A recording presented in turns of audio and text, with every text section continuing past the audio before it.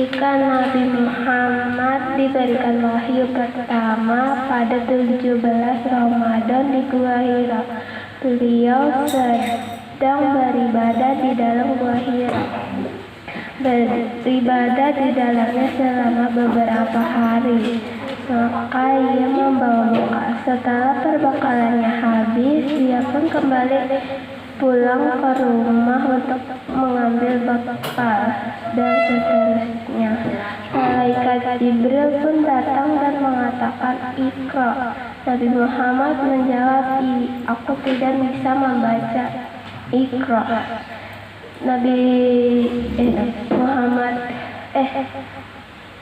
Malaikat Jibril mengatakan, "Iqra." Nabi Muhammad pun menjawab, aku tidak bisa membaca." Malaikat Jibril mengatakan ketika kalinya, dan Nabi Muhammad merasa kesusahan. Setelah itu Nabi Muhammad pulang dengan ketakutan. Boleh, cepet amat. Blok tangan. Muhammad perjalanan Isra Mi'raj.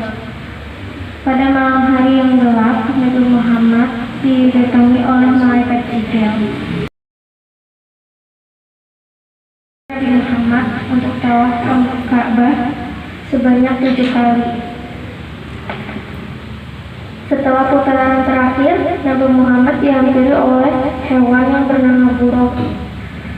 Hewan buruk itu berwarna putih dan lebih tinggi dari keledai. Lalu Nabi Muhammad menaiki punggung buruk itu dan diantarkannya ke langit. Sesampainya di langit ke-1, Nabi Muhammad bertemu dengan Nabi Adam alaihissalam. Dan Nabi Muhammad melanjutkan perjalanannya. Dan akhirnya setelah sampai Nabi Muhammad ke langit ke-7, Nabi Muhammad diperintahkan oleh Allah untuk sholat 50 waktu. Dan sampai akhirnya Nabi Muhammad diberitahu dan diringankan oleh Allah sampai akhirnya disuruh sholat 5 waktu.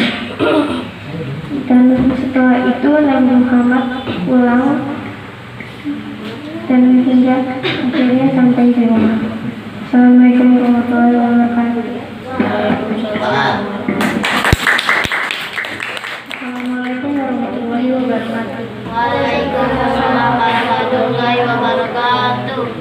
Saya akan menceritakan tentang Nabi Sulaiman yang dapat berbicara dengan hewan.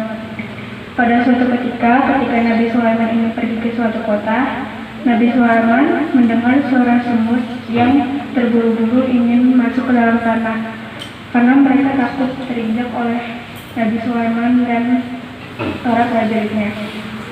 Lalu Nabi Sulaiman pun menyeru prajuritnya untuk berhenti agar semut-semut itu bisa masuk ke sarangnya.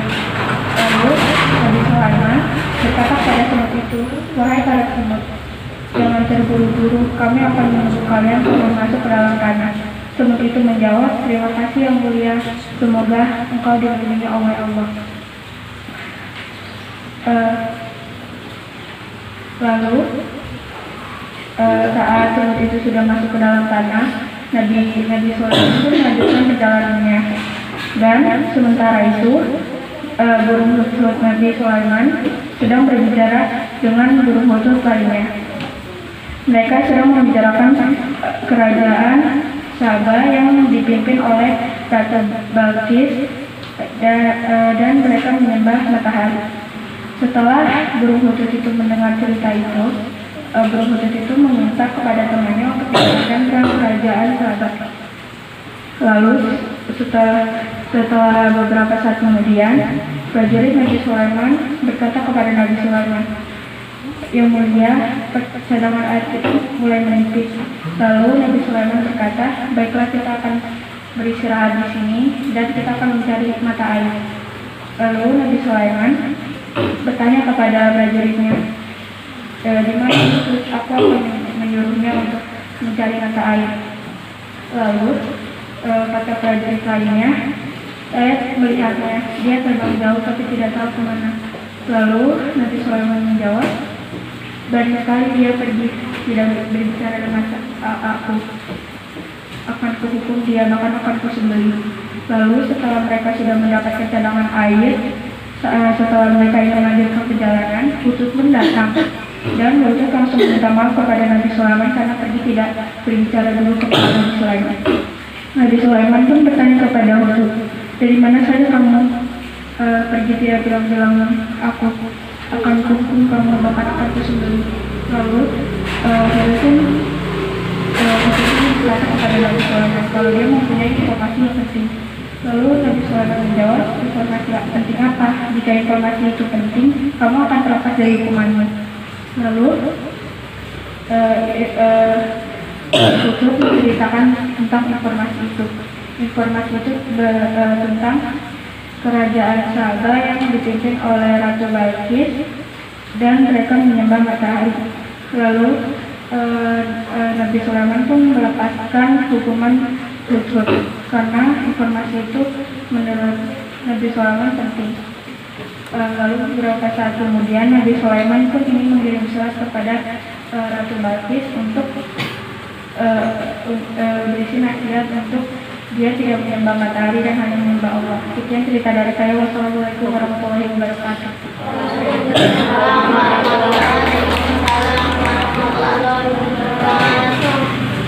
Bagaimana yang terjadi menerima beberapa ancaman dan teror, tapi mereka tersebut tetap dalam pendiriannya. Karena keteguhan Nabi Yahya dan Nabi Zulkifli, Raja Herodes semakin marah dan meminta prajurit-prajuritnya untuk mendatangi rumahnya dan membunuh mereka. Tetapi di rumahnya tidak ada Nabi Zulkifli dan hanya Nabi Yahya. Dan saat itu Nabi Yahya ingin kembali pulang. Saat ingin pulang, ada prajurit-prajuritnya yang ingin mengejar Nabi Zulkifli hingga sampai di hutan. Saat di tengah hutan ada sesuatu pohon yang berbicara, wahai Nabi Zulkifli, saya diperintahkan oleh Allah. Zulkifli atau Zakaria? Zulkifli. Nabi Zulkifli diperintahkan oleh Allah. Wahai Nabi Zulkifli. Bukan Zakaria pertama. Zulkifli. Wahai Nabi Zulkifli, aku diperintahkan oleh Allah untuk membantumu masuklah ke dalam kumpulan. Itu masuk ke dalam kumpulan. Tetapi di situ ada iblis yang mengasih tahu prajurit Bani Israel. Dan prajurit Bani Israel memotong pohon tersebut hingga baju Nabi Zulkifli berobek-obek dan berdarah. Dan turunlah malaikat Jibril yang berkata, wahai Nabi Zulkifli, apakah aku ingin melakukan kembalikan bumi ini kepada prajurit tersebut? Tapi Nabi Zulkifli tidak. Jawab dia karena Nabi Zulkifli yakin bahwa anak-anak dan cucu mereka akan masuk Islam. Wassalamualaikum warahmatullahi wabarakatuh.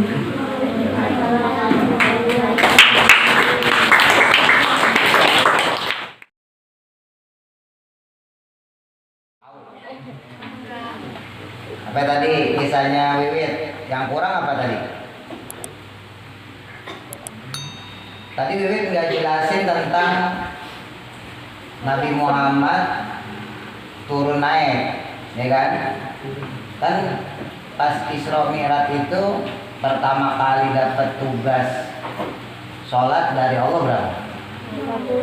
50. Bukan 5 yang sekarang kita sholat. Kita sholat sekarang kan 5 kan ya?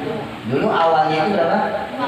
50. Nah, terus siapa yang menyarankan Nabi Muhammad minta keringanan dari 50 menjadi 5?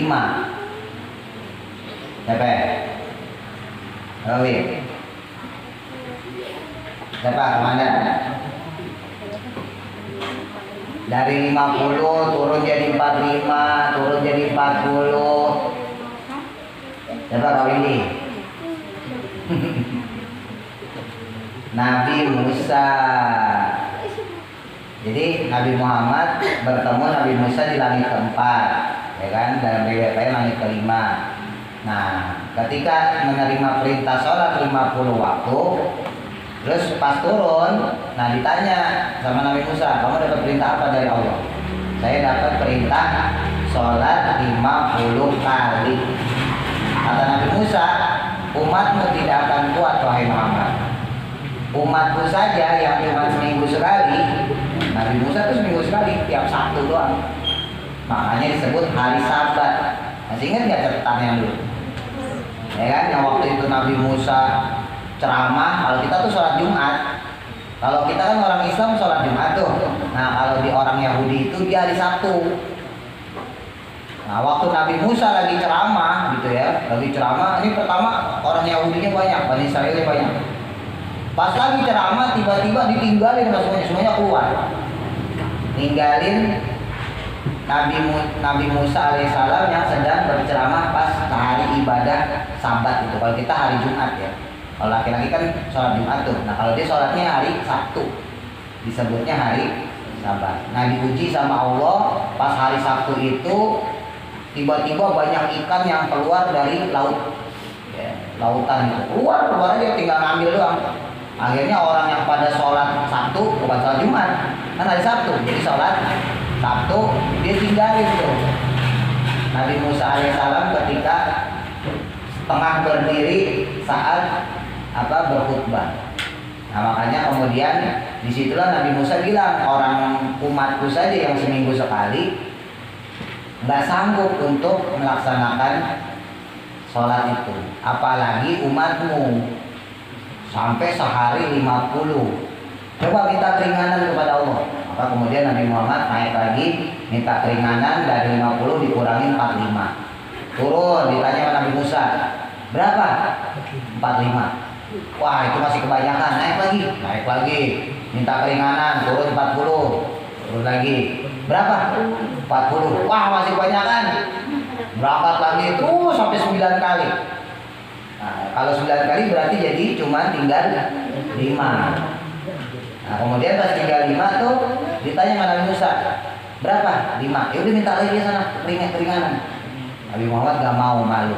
Karena setiap menuju Allah minta tolong untuk dikurangin ya, memohon kepada Allah dikuranginnya 5. Dari 50 dikurangin 5, 45. Kurangin 5, 40. Kurangin 5 lagi 35. Kurangin 5 lagi 30, kurangin 5 lagi 25, kurangin 5 lagi 20, kurangin 5 lagi 15, kurangin 5 lagi 10, kurangin 5 lagi 5. Ini kalau balik lagi habis dong, ya kan? Makanya Nabi Muhammad malu ya, ini kalau saya naik lagi ntar habis. Orang dikuranginnya 5 terus, ya kan? Nabi Musa alaihissalam tahu, tapi umatmu kayaknya nggak kuat Muhammad. Ya ternyata benar. Ya kan, sekarang banyak orang yang ngakunya beragama Islam tapi sulit atau susah melaksanakan sholat 5 waktu. Ya kan? Coba tadi yang sholat subuh siapa? Iya karena pas sahur. Ya kan? Coba sebelumnya. Sholat subuh nggak? Iya. Itu baru sholat subuh. Kalau zuhur laki-laki sholat Jumat tadi. Ini yang cowok cewek nih, ada yang ketiduran nggak tadi? Nah, ya, Manda, satu lagi, Rahma, Dewi, nggak melek ya tidur dong. Kalau yang cowok sholat Jumat, kalau zuhur, ya terus asar tadi sholat tuh. Ada nggak yang belum sholat datang kemari? Siapa yang datang ke pengajian belum sholat asar? Nih, yang dibiasain. Ini dia. Sholat nggak? Sholat. Kalau masuknya asar, sholat dulu di rumah baru berangkat ngaji. Ntar pulang-pulang maghrib, sholat asarnya kapan? Ya. Makanya Pak Ustadz suruh kalian sholat di musola tuh itu buat melatih biar terbiasa sholat. Nah terus kisahnya Muti tadi tentang Nabi Muhammad waktu peristiwa wahyu pertama. Wahyu yang pertama adalah surat Al-Alaq, ya, Iqra. Tapi nggak semua sampai wasjud waqtarib. Iqra kan panjang tuh. Iqra bismi rabbikal ladzi khalaq, khalaqal insana min 'alaq, terus ya sampai ayat terakhir wasjud waqtarib, nggak sampai situ. Apa yang pertama turun waktu Nabi Muhammad mendapat wahyu yang pertama itu, yang turun itu cuma 5 ayat. Iqra, ya, bismi rabbikal ladzi khalaq, khalaqal insana min 'alaq, terus Iqra wa rabbukal akram, terus alladzi 'allama bil qalam, terus 'allamal insana ma lam. Itu cuma sampai situ doang. Jadi nggak semua sampai wasjud waqtarib. Ya, jadi cuma sampai situ doang. Baru kemudian Nabi Muhammad pergi. Takut karena ngelihat untuk pertama kalinya malaikat Jibril. Jadi waktu malaikat Jibril datang kepada Nabi Muhammad, itu Nabi Muhammad nyangkanya itu malaikat Israel. Kan belum pernah lihat malaikat. Untuk pertama kalinya ya, untuk pertama kalinya Nabi Muhammad melihat sosok malaikat. Oh ini malaikat apaan ya? Gede banget, jangan-jangan menyambut nyawa saya. Makanya Nabi Muhammad takut. Karena Nabi Muhammad ketika ditampakin sama malaikat Jibril, itu malaikat Jibril dalam bentuk aslinya. Bentuk aslinya malaikat Jibril itu kalau dia mengepakkan sayapnya, ya, tapi jangan kalian pikir sayapnya kayak burung dara gitu ya. Enggak, ini ya kayak gimana Ustaz sayapnya nggak tahu, itu mau urusan Allah ya. Pokoknya kita taunya malaikat itu memang ada sayapnya, tapi bentuk sayapnya kayak gimana? Nah itu wallahu alam, hanya Allah yang tahu. Kita nggak bisa ngeraka-raka kok kayak bidadari kali. Kan ada tuh yang kayak malaikat bidadari gitu ya. Oh, enggak kayak gitu, atau kayak burung garuda kali. Enggak. Ya, bentuknya kayak gimana wallahu alam. Nah itu kalau malaikat Jibril mengepaskan sayapnya, ya, mengepakkan sayapnya, dua-duanya dibuka, itu maka bumi dari timur sampai barat tertutup. Jadi kalau malaikat Jibril mengepakkan sayapnya, membuka sayapnya, maka bumi itu dari belahan timur sampai belahan barat itu tertutup. Saking gedenya. Itu baru sayapnya. Gimana palanya, gimana kakinya. Nah makanya ketika Nabi Muhammad ditampakin sama malaikat Jibril alaihissalam, kaget Nabi Muhammad. Kagetnya kenapa? Jangan-jangan ini malaikat penyambut nyawa. Padahal justru malaikat Jibril itu datang untuk memberikan wahyu. Saking takutnya Nabi Muhammad ketika diperintahkan Iqra ya Muhammad, Iqra ya Muhammad, baca Muhammad, baca. Nabi Muhammad bilang la aqra, saya nggak bisa baca. Maka kemudian Nabi Muhammad lari dari Goa Hiro, ya, di gunung Sur namanya, Jabal Sur, sampai ke rumahnya. Padahal itu Gunung Sur, nanti kalau kalian udah gede ya umroh atau haji, itu ke Goa Hiro itu naiknya di 2 jam. Pak Ustadz kesana tuh waktu itu naiknya doang itu 2 jam. Itu gunung, naik sampai puncaknya itu 2 jam, bayangin tingginya. Itu Nabi Muhammad lari dari atas saking takutnya ngelihat malaikat Jibril, ya, sampai pulang ke rumahnya lari dari gunung, bukan jalan, lari. Bayangin tuh. Kita jalan aja itu 2 jam ngos-ngosan saking tingginya gunungnya. Ya, Gunung Uhud lebih tinggi lagi. Tapi gunung di Goa Hiro itu terletak di gunung Sur ya. Dan itu lumayan tinggi, kalau kita daki itu kurang lebih 2 jam. Tapi kalau lari, nah itu bisa ngos-ngosan. Orang jalan aja ngos-ngosan, ya kan? Yang ke puncak, kalau misalnya jalan tuh ngos-ngosan, apalagi lari. Nah itu Nabi Muhammad sampai kemudian ke rumahnya, kemudian diselimuti sama istrinya, yaitu Siti Khadijah. Nabi Muhammad bilang kepada Siti Khadijah, zamiluni ya Khadijah, selimuti aku. Nah, kemudian Siti Khadijah menyelimuti Nabi Muhammad SAW. Nah, dalam sebuah riwayat diceritakan ketika Nabi Muhammad lagi takut-takutnya itu, ya, saking takutnya melihat malaikat Jibril, pulang ke rumah ketika melihat istrinya Siti Khadijah, karena saking baiknya Siti Khadijah ya dengan suaminya yaitu Nabi Muhammad SAW, maka rasa takutnya Nabi separuh hilang. Jadi separuh rasa takutnya Nabi yang tadi dari atas itu, ketika sampai rumah melihat istrinya Siti Khadijah, separuh ketakutannya hilang. Saking baiknya Siti Khadijah. Nah, kalau kalian mungkin kebalikan, lagi takut, ya kan, ketemu teman makin tambah takut, muka lu serem banget. Ya ini ketemu Siti Khadijah, Nabi Muhammad hilang separuh ketakutannya. Kemudian tidur istirahat diselimutin. Nah, tidak lama kemudian datang lagi wahyu yang kedua, suratnya surat Al-Muzammil. Ya ayyuhal muzammil qumil laila illa qalila wantus wazida seterusnya itu.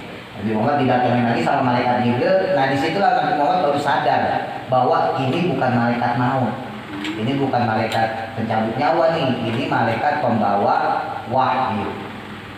Jadi kisahnya untuk pemberian wahyu pertama itu sebetulnya bukan sampai di Gua Hiro doang, tapi ada lanjutannya sampai di ayat Al-Muzammil. Jadi surat yang pertama turun adalah Al-Alaq, ya. Terus surat yang kedua adalah Al-Muzammil. Nah sekarang bosan tanya-tanya pada kalian. Kan yang turun pertama surat Al-Alaq tuh, Iqra, ya kan? Terus yang kedua Al-Muzammil, ya ayyuhal muzammil qumil laila illa qalilan dan seterusnya. Pertanyaannya kenapa di Al-Qur'an yang pertama itu malah Al-Fatihah? Lalu kemudian Al-Baqarah, ya kan? Kenapa Iqra-nya malah di belakang? Ya. Karena Al-Fatihah artinya pembuka. Terus kok bisa Al-Fatihah Al-Baqarah? Kenapa nggak Iqra? Kan kalau alasan kaifa tadi karena Al-Fatihah pembuka, oke lah, Al-Fatihah kita taruh depan ya. Tapi kan ini surat yang pertama apa tadi? Iqra, ya kan? Al-Alaq. Kenapa Iqra yang ditaruh di belakang? Kenapa bukan Iqra yang taruh depan? Kenapa Al-Baqarah duluan?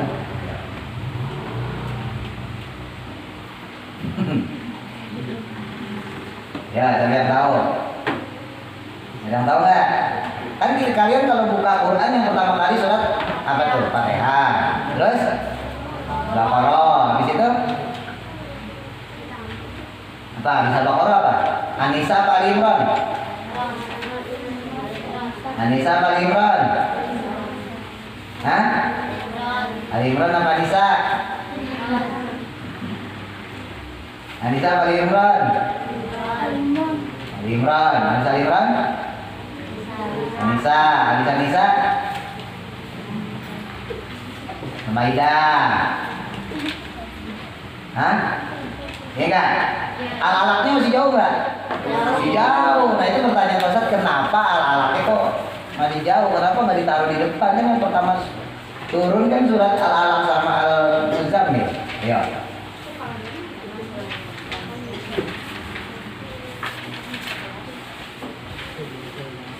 Kalian tahu? Amanda, kali udah belajar sekolahan?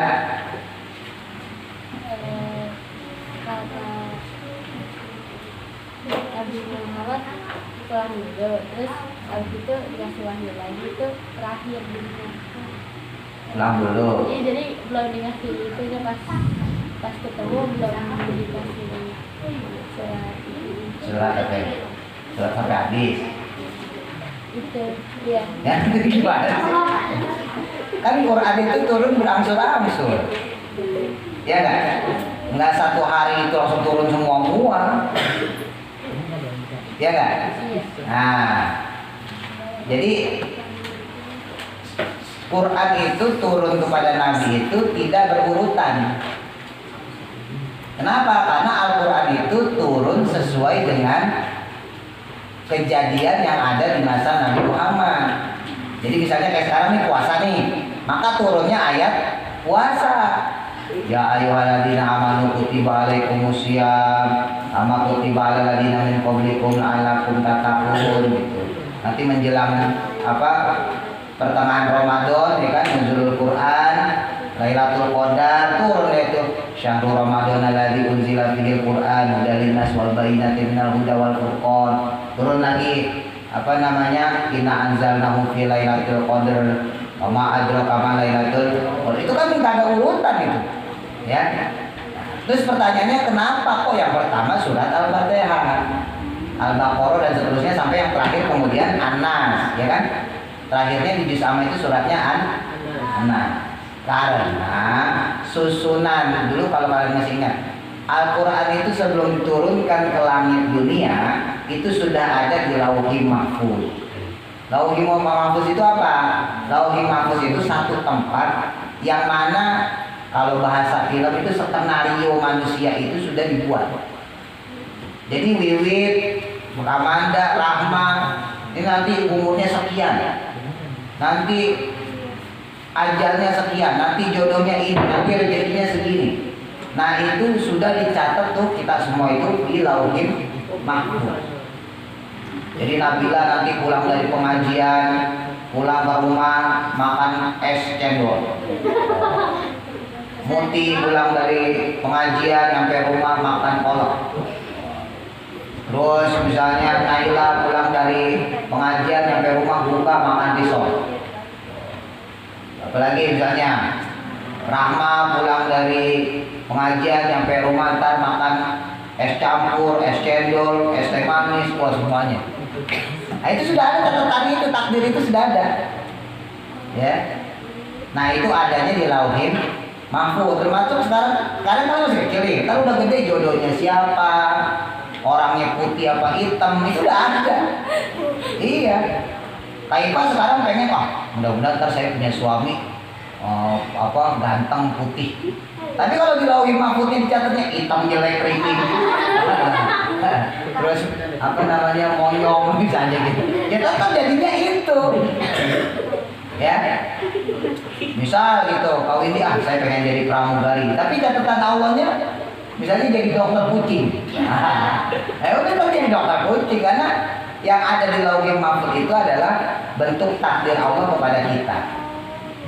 Gitu ya. Nah, termasuk di dalam Lauhil Mahfuz itu adalah Al-Qur'an. Nah, Al-Quran itu di Lauhil Mahfuz sudah tersusun dari Al-Fatihah, lalu kemudian Al-Baqarah, terus kemudian apa lagi? Ali Imran, An-Nisa dan seterusnya sampai Qul Falaq, An-Nas. Nah, sampai 30 juz itu kemudian barulah diturunkan ke langit dunia sesuai dengan peristiwa yang ada pada zaman Nabi. Jadi kalau Nabi lagi puasa dikirimin ayat puasa, kalau Nabi lagi perang dikirimin ayat perang, kalau Nabi dihadapi oleh orang-orang yang zalim dikirimi ayat tentang zalim dan seterusnya. Gitu ya. Loh kok bisa pas ya? Iya orang bisa pas, orang udah dari dulu dari catatannya. Paham ya? Nah Nabi Muhammad SAW itu kemudian kalau bahasa baca Quran itu namanya murojaah, jadi mengulang.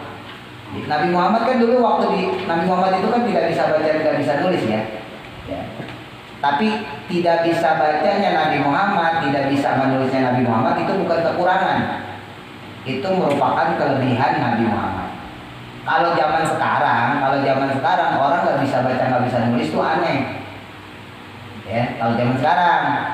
Tapi kalau zaman dulu, jangankan zaman Nabi Muhammad, zaman orang tua kalian, zaman kakek nenek kita dulu, itu banyak orang kagak bisa baca.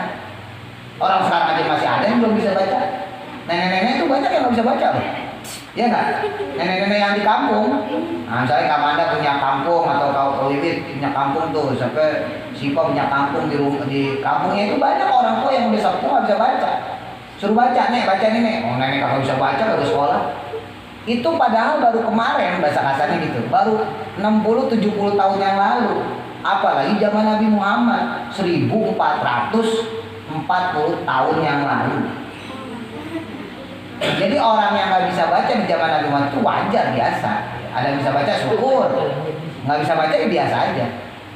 Nah Nabi Muhammad itu karena tidak bisa baca, tidak bisa nulis, maka harus langsung hafal. Jadi ketika turun surat Iqra harus dihafalin, turun surat Al-Muzammil langsung dihafalin. Kemudian ditulis kepada para sahabat kemudian juga menghafalkan. Nah, urutan dari Al-Fatihah itu sampai Anas itu dibaca kapan? Dibaca kalau bulan suci Ramadan. Jadi Nabi Muhammad kalau malam pas bulan suci Ramadan ya kita nih, kalau kita tuh habis taraweh, Nabi Muhammad setoran sama malaikat Jibril. Jadi malaikat Jibril yang nyimak bacaan Nabi Muhammad Shallallahu Alaihi Wasallam. Nah dari situlah kemudian para sahabat bertanya kepada Rasul, ya Rasul, yang pertama kamu baca apa? Oh saya bacanya surat Al-Fatihah. Ditulislah surat Al-Fatihah pertama.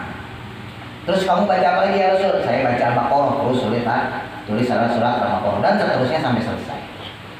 Ya, jadi kenapa surat Al-Quran tidak sesuai secara apa tadi untuk wahyu yang pertama ya, karena memang wahyu pertama itu berbeda dengan takdir Allah yang di Lauhil Mahfuz. Yang Lauhil Mahfuz sana itu Allah sudah mentakdirkan dari Al-Fatihah sampai Anas gitu ya. Nah, jadi harusnya kalau cerita tentang permulaan wahyu itu sampai segitu. Kalau Nabi Zakaria udah lewat tuh, udah jelas tuh. Tadi cuma salah doang aja ya ngomongnya. Ya ngomongnya Nabi Zulkifli. Nabi Zulkifli itu Nabi kaya raya. Ini nggak ada itu ya Nabi Zulkifli ya. Mas Dani belum dapat kan? Apaan? Mas Dani ceritanya apa? Belum kan? Nabi Zulkifli aja ya. Ya. Gue juga belum. Banyak banyak yang belum, yang kemarin-kemarin nggak masuk. Ya, cari kisah Nabi Zulkifli ya. Ya, Mas Dani ya. Nabi Zulkifli itu raja. Jadi bukan kayak Nabi Zakaria meninggalnya dimutilasi di pohon. Ya, kalau Nabi Zakaria kan kemarin waktu itu pas saya cerita tuh masih ingat ya? Ya, dimana dia ngumpet dalam pohon terus kemudian dicari sama Bani Israil kemudian dibunuh, dipotong-potong pohonnya. Kalau Nabi Zulkifli enggak, Nabi Zulkifli itu raja dia. Kaya raya. Ya sama kayak Nabi Sulaiman. Ya. Nah, terus terakhir tadi dia tentang apa Sulaiman ya. Nabi Sulaiman kemarin sebagian udah kita bahas bahwa Nabi Sulaiman itu punya kemampuan untuk berbicara kepada hewan. Sebetulnya bukan Nabi Sulaiman doang ya. Hampir semua nabi itu dia punya kemampuan untuk berbicara kepada binatang, bahkan kepada jin. Iya. Cuman gitu ya, yang dikisahkan di dalam Al-Quran itu memang tidak semua nabi gitu ya, tapi hakikatnya sebetulnya semua nabi itu bisa. Semua nabi bisa. Nabi Muhammad itu kan pernah juga ngobrol sama jin yang pengen masuk Islam ya kan. Kemudian akhirnya satu kampung jin itu punya kampung juga. Nah, akhirnya satu kampung jin itu masuk Islam semua. Nah di Mekah tuh ada kurang lebih 2 kilo atau 3 kilo dari Masjidil Haram. Nah itu ada masjid jin, namanya masjid jin.